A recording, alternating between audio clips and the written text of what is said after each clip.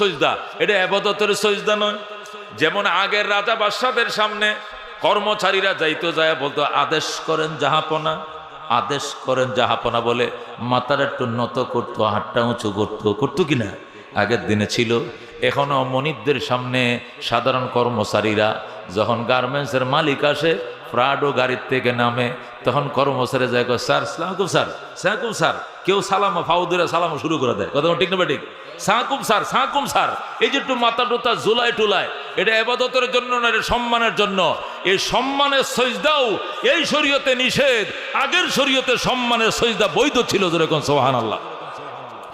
হযরত আদম আলাইহিস সালামকে সজদা করতে বলা হলো, সমস্ত ফেরেশতারা আদমের সামনে আল্লাহু আকবার মাথা ঝুঁকাইলেন। আদমের পায়ের উপরে সজদা দেয় নাই, আদমের সামনে শুধু মাজাটা নত করলেন আর বললেন স্যার আপনাকে বানানো